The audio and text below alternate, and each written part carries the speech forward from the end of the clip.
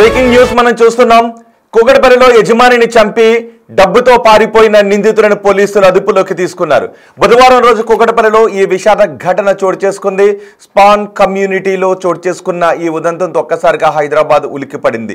ఇంట్లో నమ్మకంతో పెట్టుకున్న పని మనుషులే యజమానిని చంపి డబ్బుతో పారిపోయారు అనే వార్త తెలిసిన తర్వాత అందరూ కూడా ఉలిక్కిపడ్డారు. ఒక్కసారి ఎవరెవరు మీ ఇంట్లో పనిచేస్తున్నారు, ఆ పని మనుషులను మీరు ఎక్కడి నుంచి తీసుకొచ్చి నియమించుకున్నారు అనే వివరాలను పరిశీలించండి అని పోలీసులు అందరికీ ఆదేశాలు కూడా జారీ చేశారు, జాగ్రత్తలు కూడా చెప్పారు. చూస్తున్నారు మీరు బిగ్ టీవీ స్క్రీన్ పైన మొదటి బాక్స్ లో కనిపిస్తున్న ఆమె రేణు అగర్వాల్. రాకేష్ ఆమె భర్త హైదరాబాద్ లో ఒక స్టీల్ వ్యాపారాన్ని నిర్వహిస్తూ ఉన్నారు. భర్త ఇంట్లో లేని సమయంలో ఆ ఇంట్లో వంట మనిషిగా పనిచేస్తున్న జార్ఖండ్ కు చెందిన ఇద్దరు వ్యక్తులు ఆమెను చంపి అక్కడి నుంచి పారిపోయారు. నిజానికి స్పాన్ అపార్ట్మెంట్ లో రాకేష్ బంధువులు అక్కడ ఉంటూ ఉన్నారు. రాకేష్ బంధువుల ఇంట్లో జార్ఖండ్ నుంచి తీసుకొచ్చిన ఒక వ్యక్తి వంట మనిషిగా పనిచేస్తూ ఉన్నాడు. ఆ తర్వాత ఆ మనిషికి చెందిన స్నేహితుడినే, జార్ఖండ్కి చెందిన వంట మనిషికి చెందిన స్నేహితుడినే తీసుకుని వచ్చి రేణు అగర్వాల్ ఇంట్లో వంట మనిషిగా పెట్టాడు. ఇద్దరు కలిసి ప్లాన్ చేశారు రేణు అగర్వాల్ ను చంపి ఆ ఇంట్లో ఉన్న డబ్బులు తీసుకుని పారిపోవాలని. రెండో బాక్స్ లో మీరు చూస్తున్నారా, ఆ ఇద్దరు దుండగులే ఆ రేణు అగర్వాల్ ను చంపిన తర్వాత కుక్కర్తో తల పగలగొట్టి చంపేశారు. ఆ తర్వాత కత్తితో మెడ కోసి చంపేశారు. అదే ఇంట్లో వాళ్ళిద్దరూ స్నానం చేసి లిఫ్ట్ లో పారిపోతున్న దృశ్యాలు కూడా మీరు బిగ్ టీవీ స్క్రీన్ పైన చూస్తున్నారు. రాకేష్ రేణు అగర్వాల్ కి ఫోన్ చేస్తే ఎంతసేపటికి ఫోన్ తీయకపోవడంతో ఇంటికి వచ్చి తలుపులు తెరిచి చూసిన రాకేష్ కి ఒక్కసారిగా షాకింగ్ దృశ్యాలు కనిపించాయి. రక్తపు మడుగులో ఉన్న తన భార్యను చూశాడు. ఆ తర్వాత పోలీసులకు ఫిర్యాదు చేశారు. పోలీసులు వచ్చి ఇన్వెస్టిగేషన్ చేస్తే ఇదిగో బిగ్ టీవీ స్క్రీన్ పైన మీరు చూస్తున్న ఈ ఇద్దరు దుండగులే ఆ రేణు అగర్వాల్ ను చంపి, వాళ్ళ చేతిలో ఒక బ్యాగ్ కూడా కనిపిస్తోంది. చూసారా వాళ్ళు మెడ ఎలా తుడుచుకుంటున్నారో చూడండి ఒక్కసారి. నరరూప రాక్షసులు యజమానిని చంపి ఆ తర్వాత అక్కడే స్నానం చేసి చూడండి మెడ ఎలా తుడుచుకుంటూ ఉన్నారు, ఏం మాట్లాడుకుంటూ ఉన్నారు. బహుశా దొరుకుతామా దొరకమా అని అనుకుంటూ ఉన్నారు. ఆ డబ్బులతో ఎక్కడికి పారిపోవాలని ప్లాన్ చేసుకుంటూ ఉన్నారు. ఎంత నరరూప రాక్షసులు ఒక్కసారి మీరు వాళ్ళని బిగ్ టీవీ స్క్రీన్ పైన చూడొచ్చు. చూడండి మూడో బాక్స్ లో ఆ కుక్కర్తోనే, రక్తపు మరకలు ఉన్న ఆ కుక్కర్తోనే రేణు అగర్వాల్ ని నిర్దాక్షిణ్యంగా, అమానుషంగా, కిరాతకంగా చంపి ఆ డబ్బుతో, అదిగో చూడండి ఒకసారి లిఫ్ట్ డోర్లు ఓపెన్ అవుతున్నాయి. ఆ బ్యాగ్ కనబడుతుందా మీకు వాళ్ళ చేతిలో? ఆ బ్యాగ్ లోనే డబ్బు, నగలు కుక్కి అందులో సర్దుకుని వాళ్ళు అక్కడ నుంచి పారిపోయారు. పోలీసులు ఈ కేసును చాలా ప్రతిష్టాత్మకంగా తీసుకున్నారు. ఆ ఇంటికి వచ్చారు, డాగ్ స్క్వాడ్ ని, ఫింగర్ ప్రింట్ నిపుణులను కూడా తీసుకుని వచ్చారు.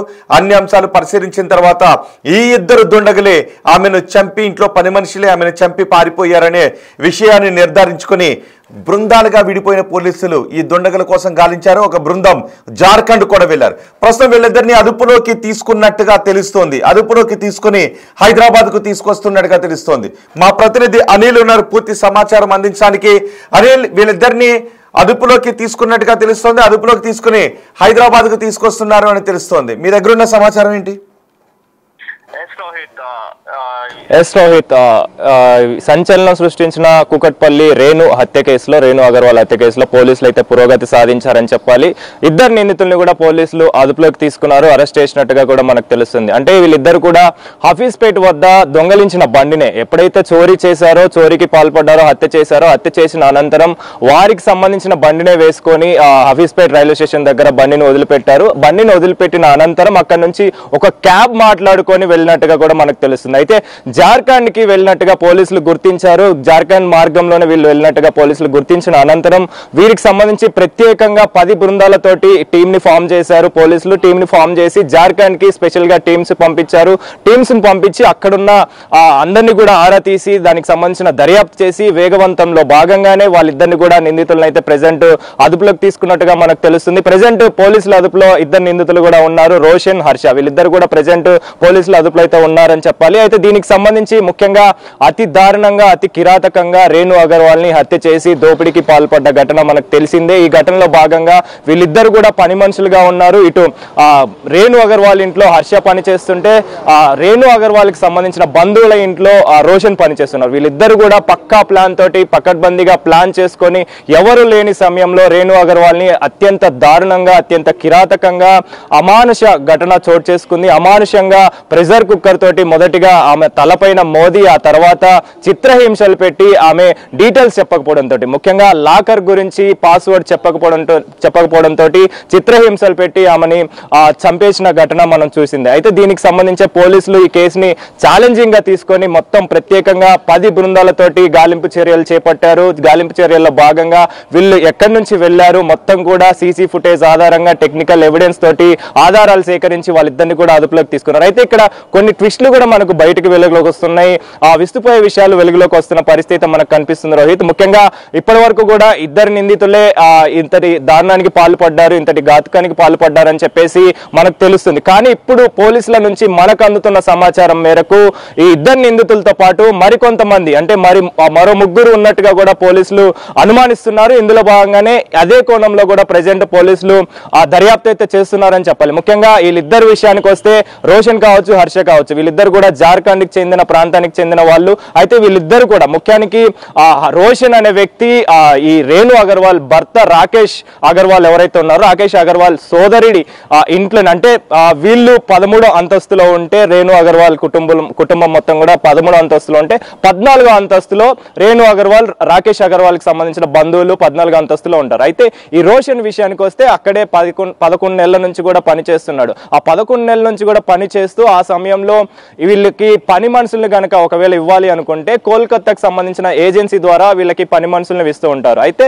రోషన్ ని చూసిన ఈ రేణు అగర్వాల్ కావచ్చు, రాకేష్ అగర్వాల్ కావచ్చు, రోషన్ లాంటి మనిషి కావాలని చెప్పేసి కోల్కతా ఏజెన్సీకి సంబంధించిన శంకర్ ని అడగడం జరిగింది.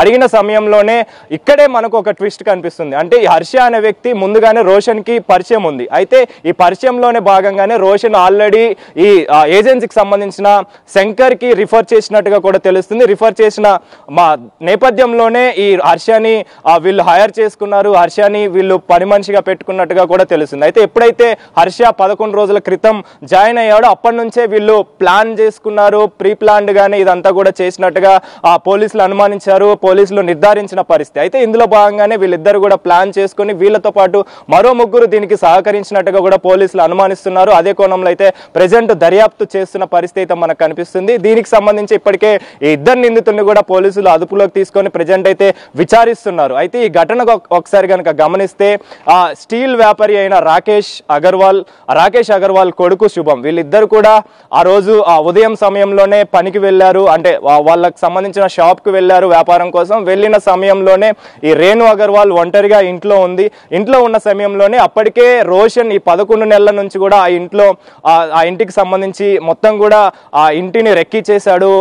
మొత్తం ఆ ఇంటి పరిసర ప్రాంతాలు కూడా చెక్ చేశాడు. ఆ ఇంట్లో ఉన్న మొత్తం డబ్బుకు సంబంధించి కావచ్చు, నగలకు సంబంధించి కావచ్చు, ఎక్కడెక్కడ వీళ్ళు పెడతారు అనేది మొత్తం కూడా ఆరా తీసిన అనంతరం హర్షతోటి డిస్కస్ చేశాడు. డిస్కస్ చేసిన తర్వాతనే ప్రీ ప్లాన్డ్ గా ఆమె లేని సమయంలో, ఆమె ఎప్పుడైతే వీళ్ళు లేని సమయంలో అంటే భర్త అదేవిధంగా కొడుకు వీళ్ళిద్దరు కూడా వ్యాపారానికి వెళ్ళిన సమయంలో ఎవరు లేని టైంలో ఒంటరిగా ఉన్న రేణు అగర్వాల్ పైన దాడి చేశారు. అతి కిరాతకంగా మొదటిగా ప్రెషర్ కుక్కర్ తోటి ఆమె మీద తల మీద అతి దారుణంగా మోదీ అతి దారుణంగా కొట్టి ఆ తర్వాత చేతులు కాళ్ళు కట్టేసి అతి కిరాతకంగా గొంతుని కోసి అదేవిధంగా అక్కడే ఉన్న సిజర్ తోటి కత్తెరతోటి ఆమె మెడ భాగంలో కూడా పొడిచిన సిచ్యువేషన్స్ అయితే మనం చూసాం. ఇందులో భాగంగానే పోలీసులు ఈ కేసుని ఛాలెంజింగ్ గా తీసుకున్నారు. ఇంతటి దారుణానికి వడిగట్టిన వీళ్ళిద్దరిని కూడా ఖచ్చితంగా పట్టుకోవాలని చెప్పేసి పోలీసులు 10 ప్రత్యేక బృందాలతోటి గాలింపు చర్యలు చేపట్టారు. ముఖ్యంగా అక్కడ నుంచి వాళ్ళు పారిపోయే సమయంలో ఎప్పుడైతే ఈ ఘటన చోటు చేసుకుందో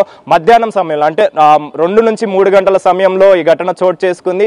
ఆ ఘటన సమయంలోనే ఆమెని హత్య చేసిన అనంతరం వాళ్ళు చాలా ప్రశాంతంగా కూడా స్నానం చేసి వాళ్ళకి ఆ రక్తపు మడుగుల్లో పడి ఉన్న ఎప్పుడైతే హత్య చేశారో ఆ తర్వాత వీళ్ళు ఆ బట్టలు రక్తపు మరకలు ఉన్నాయి కాబట్టి ఆ బట్టలు తీసేసి ఆ తర్వాత స్నానం చేసిన అనంతరం వీళ్ళు ప్రశాంతంగా ఆ ఫేస్ ని తుడుచుకుంటూ వెళ్తున్న సీసీ ఫుటేజ్ విజువల్స్ కూడా మనం గమనించవచ్చు. బిగ్ టీవీ విజువల్స్ లో కూడా బిగ్ టీవీ స్క్రీన్ మీద కూడా మనం గమనించవచ్చు.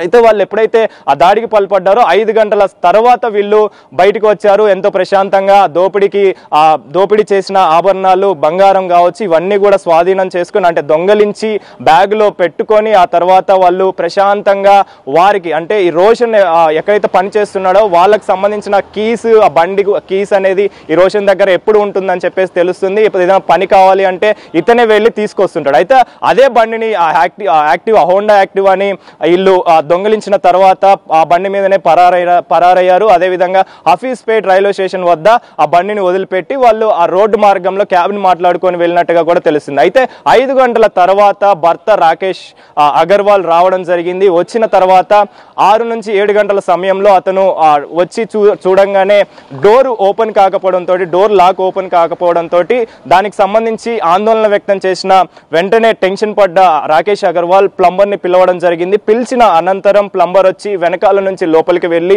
ఆ డోర్ ఓపెన్ చేసి చూడగా రక్తపు మడుగుల్లో రేణు అగర్వాల్ పడి ఉండడం చూసి ఒక్కసారిగా విస్తుపోయాడు. ఒక్కసారిగా ఒక రకమైన షాకింగ్ గురైన సిచ్యువేషన్ అయితే మనం చూసాం. అయితే అప్పుడే వెంటనే పోలీసులకి సమాచారం ఇచ్చారు.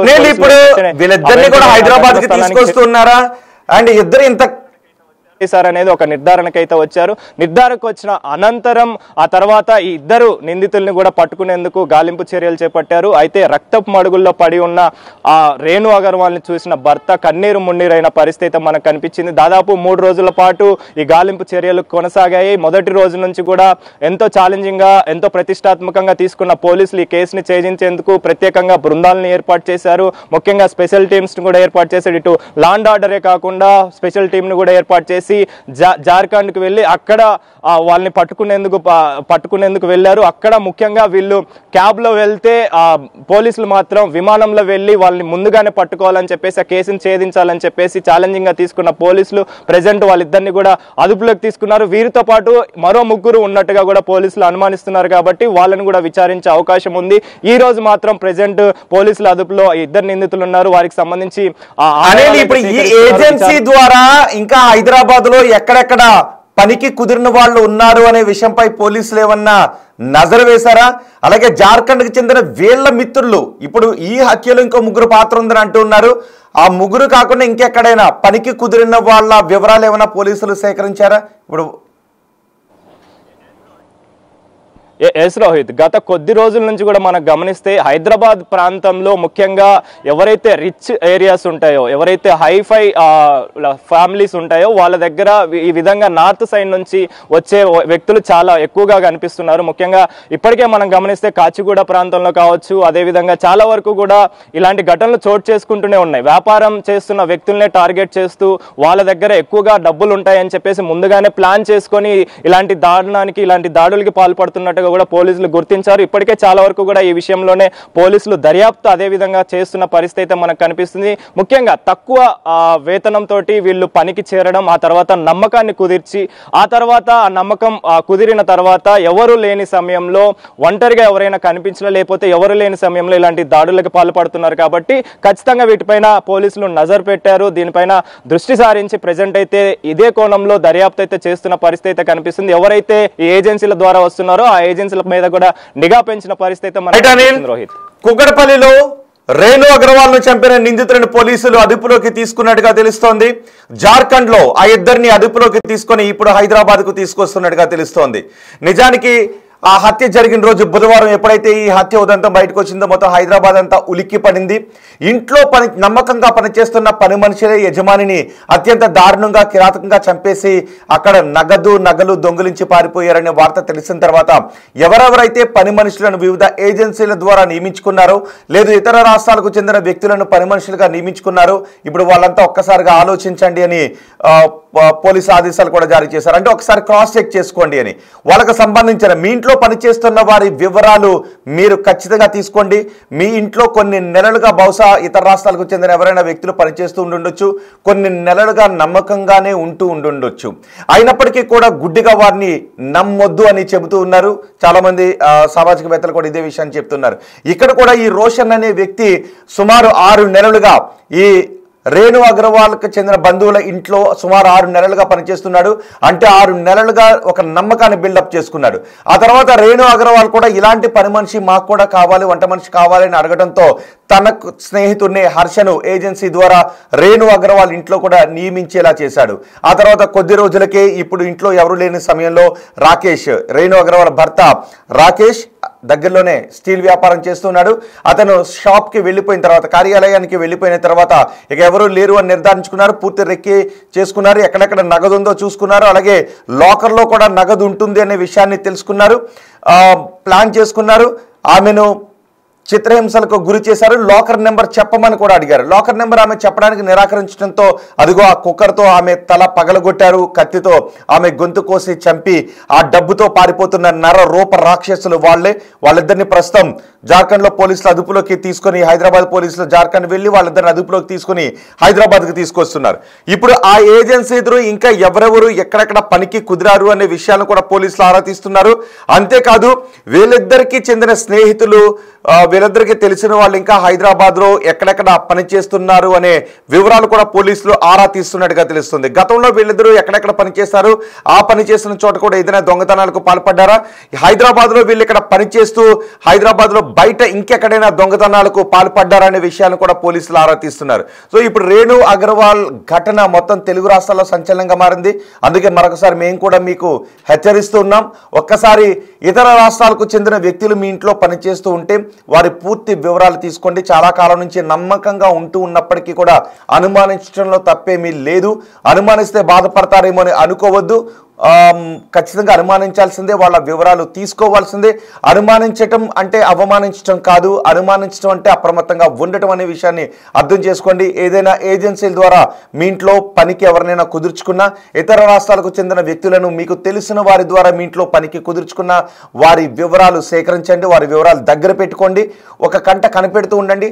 హాల్లో, బహుశా మీ ఇంట్లో హాల్లో సీసీ కెమెరాస్ను కూడా ఏర్పాటు చేసుకునే విషయాన్ని గురించి ఆలోచించండి అని చాలామంది చెప్తున్నారు. సీసీ కెమెరాలను ఏర్పాటు చేసుకోవడం ద్వారా కూడా మనం ఇంట్లో ఉన్న పని మనుషుల కదలికలను గమనిస్తూ ఉండొచ్చు అని చెప్తున్నారు. చూడండి ఒకసారి, వీళ్ళిద్దరూ కూడా చాలా కాలంగా నమ్మకంగా ఉంటూనే కొన్ని నెలలుగా నమ్మకాన్ని బిల్డప్ చేసుకున్నారు. వాళ్ళ స్నేహితుడిని అక్కడ పనికి కుదుర్చుకునేలా చేశాడు. ఆ తర్వాత ఆ రేణు అగర్వాల్ని నిర్దాక్షిణ్యంగా చంపి నగదుతో పారిపోయారు.